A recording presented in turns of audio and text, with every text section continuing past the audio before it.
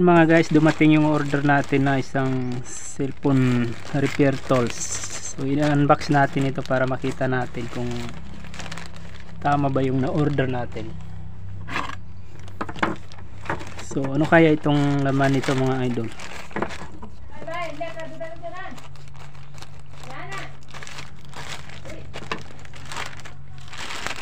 So ito mga idol, dalawang item itong in-order natin na ito.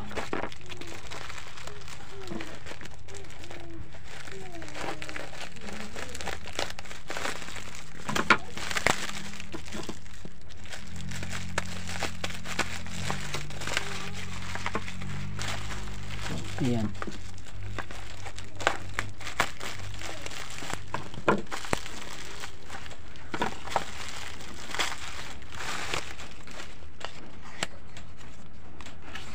Ayan. So, ito yung isa mga idol. Ito yung soldering tape para sa T12 12 volts soldering iron. So napakaganda niya mga idol dahil ginagamit ito siya dito sa ating 12 volts na soldering iron. So itong nabili ko kasi na tape is magkaiba sila. So pag pinalitan natin ito mga idol, tatanggalin lang natin, din isasaksak natin.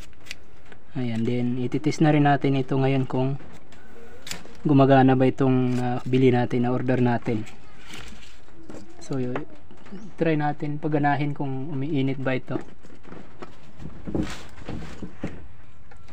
So ang gagamitin lang nating power supply nito mga idol, or power source niya, is yung charger ng yung power adapter ng ating modem na 12 volts. So sasaksak natin dito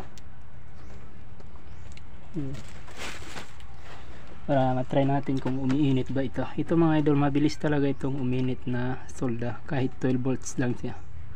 Ayan mga idol, masyado nang mainit mga idol. Mainit na siya oh. Ayan, nagausok na siya mga idol.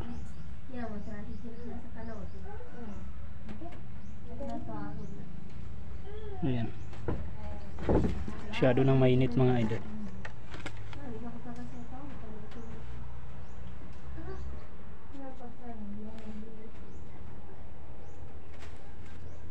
So ibig sabihin okay rin itong isang item na na-order natin mga idol.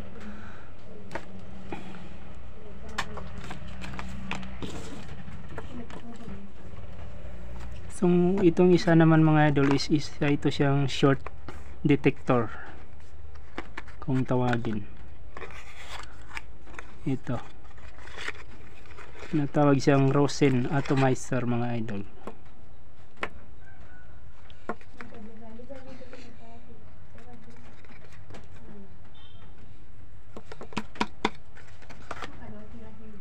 So, para mapagana natin ito mga idol, kailangan nating pindutin ng 5 beses yung kanyang button.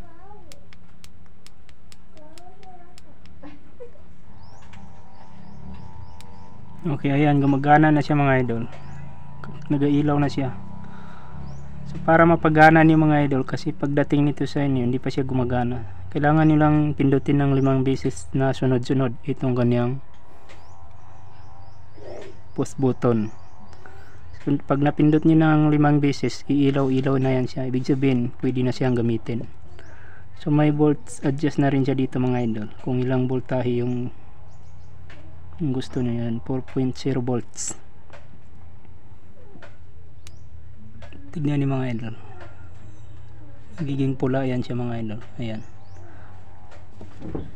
ibig sabihin gagana na siya. So try nating lagyan ng Rosen mga idol.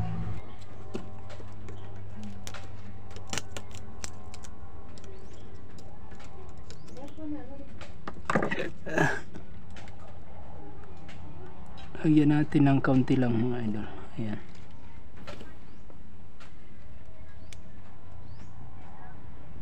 Ayan, nag-ausok na siya mga idol.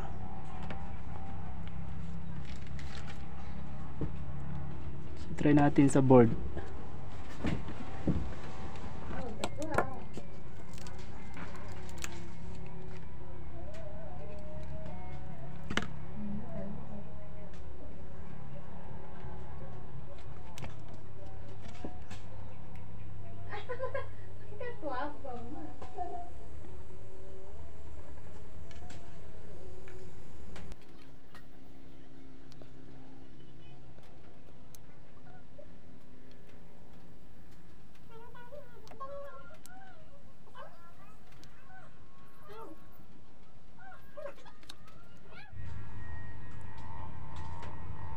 Okay, so ganyan yung itsura ni mga idol, magiging puti yung board. So malalaman natin kung saang pista yung kumiinit dahil pag ilagyan natin ng kuryente yung ating board is mawawala yung puti, ma-absorb ng init pag uminit yung pista.